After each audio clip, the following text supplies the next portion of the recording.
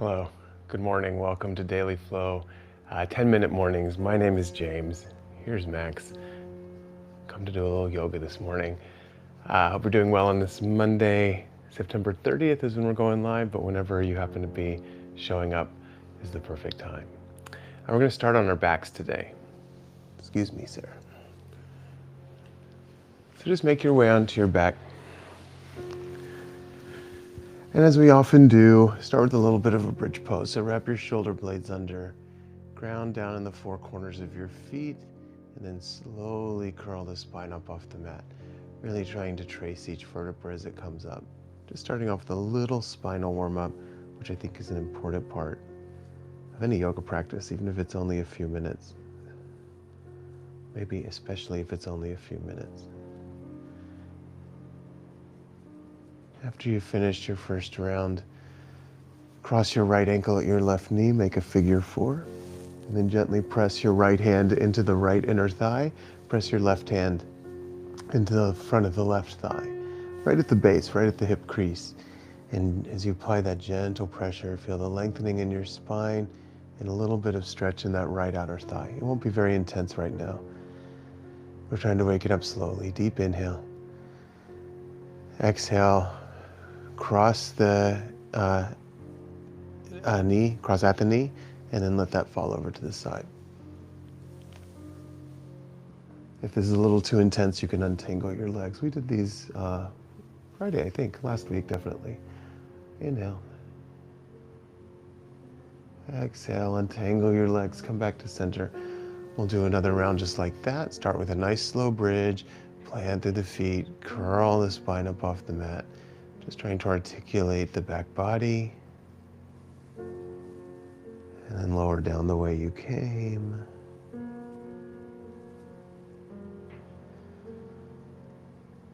Make your figure four, left ankle to right knee. And really think about opening up that left leg. So as you press your left hand into the left inner thigh, right hand into the base of the right thigh. And you're doing a lot of things. You're lengthening the low back, and you're also opening up that left hip a little bit. I feel this a little bit in the outer thigh and a lot in the base of my hip. But your experience of it might be different, so be present with that as well. And then take a nice breath, inhaling, exhaling. And then maybe you just let your knees fall over to the right, or maybe you do a little eagle wrap first. Let them drop over, look to your left. Inhale. Exhale. Come back to center. Hug just your right knee into your chest and extend your left leg long. Flex through that left foot like you're trying to stand on whatever wall is in front of you. And hug your right knee into your right armpit. So I'm really active in the left leg, and I'm actively pulling the right leg in. So I want you for a moment here just to take your right leg for granted. Don't even think about it. Your hands are there, and focus on pressing through the ball of the left foot. So right behind that left big toe, actively pressing that forward, flex the left foot. Engage your left leg. You might put your left hand on your left thigh and really press down. And then notice how when you really engage in that leg, what that does in your back body. And then breathe into that. Inhale. Exhale. Go ahead and untangle that. Maybe you give both knees a little hug, make some circles in the back. We'll just do the other side. Hug the left knee and extend the right leg long. Start to draw the left knee into the left armpit. I'm flexing that foot. And now that the left side is taken care of, the work of the left is done. Engage the right leg. Flex the right foot. Press the ball mount of the right foot forward. The foot is flexed like you're trying to stand on the wall that's in front of you. And then anchor down in that right thigh. Maybe press the right hand down. Again, feel what happens in your body when you do that. Inhale. Exhale. And then go ahead and give those knees a little hug. Make your little circles. Pull yourself up to sit. We're going to make our way to stand now, and we're not going to do it very elegantly. So just come to stand. Am I going to be out of the frame? I sure am. So let's adjust this. One-man band over here. Hi. So when you make your way to stand, how's that? Oh, that's good. Put your weight, well, first into both feet evenly, and just kind of shift from one foot to the other. Working on balancing a little bit today. And balancing is a matter strictly of where you place your attention. There's some physiological things, of course. If you feel unsafe standing on one foot, then don't do it, or have a chair nearby that you can rest a hand on. For now, let's bring our hands to the thighs, do a little cat-cow here. Pull the heart forward, and then round the spine. A couple of times. And then come to stand. And for right now, just put your weight on the right foot and come to the ball of the left foot.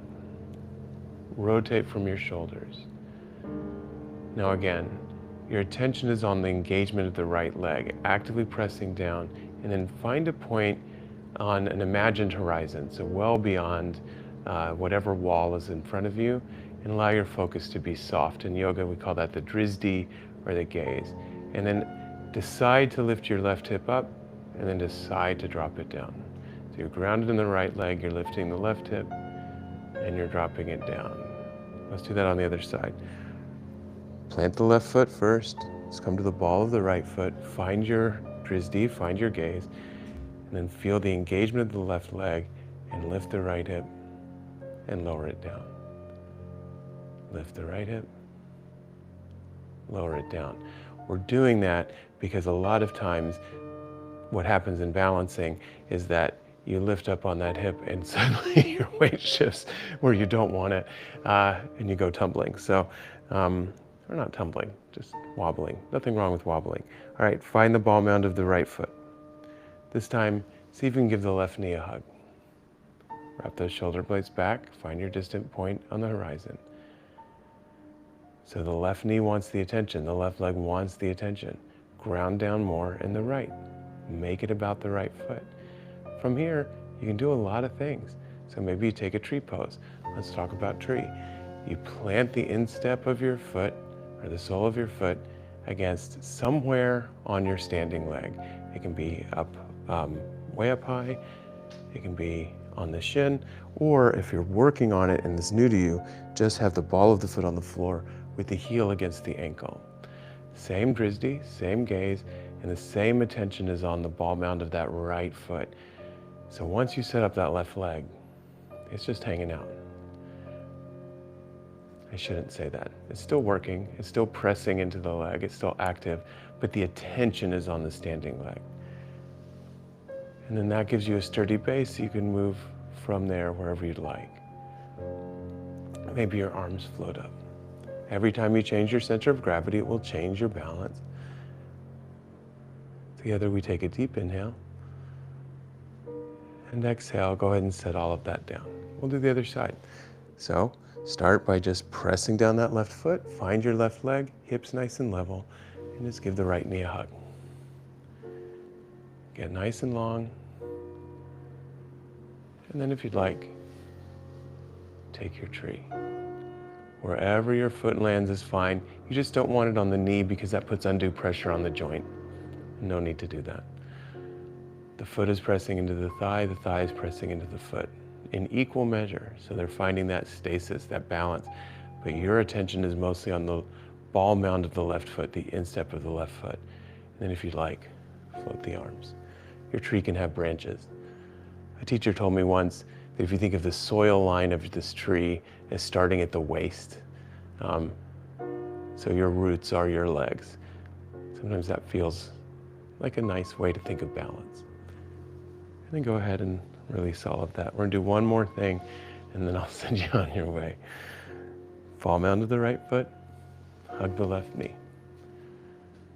This is a fine place to hang out, but I promised a little bit of hand to big toe. So take the left hand, left arm goes inside the left thigh, and your peace fingers loop around the left big toe. Right hand on the waist. Wrap your shoulders back. So this is a time when the left foot is going to really want my attention. I'm not going to give it to it. I'm going to really focus on the strength of my right leg, and then maybe I start to lengthen through the left.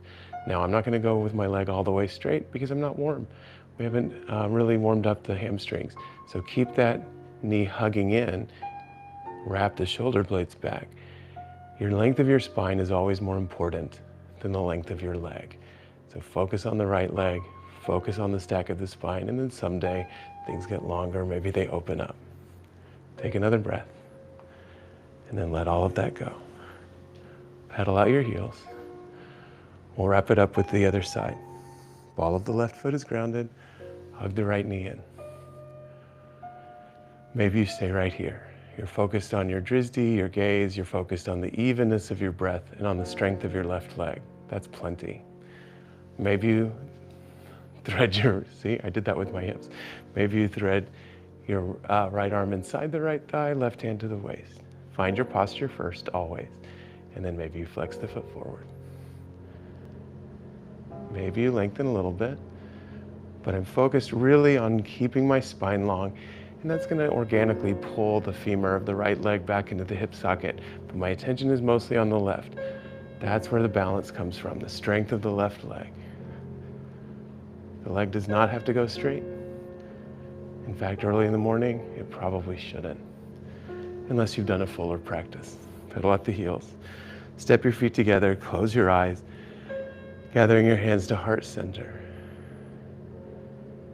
Taking just a moment to reflect on what you've done already this morning in just this short time, and to use this as an opportunity to set intention for the day. Something is going to want to throw you off balance. Where will you put your attention? Maybe put your attention on the steady things, or at least work to steady the things you can. As always, the light that is in me bows to, honors, and is extraordinarily grateful for the light that is in you. Namaste. Thank you so much for joining me for this 10-minute mornings practice. Please never hesitate to leave a comment, ask a question, bring up anything specific that you would like to address. I'm always happy to do it. And don't forget to like and subscribe and share with a friend who you think might enjoy it. That's how we'll grow our little community. Thank you so much. Namaste.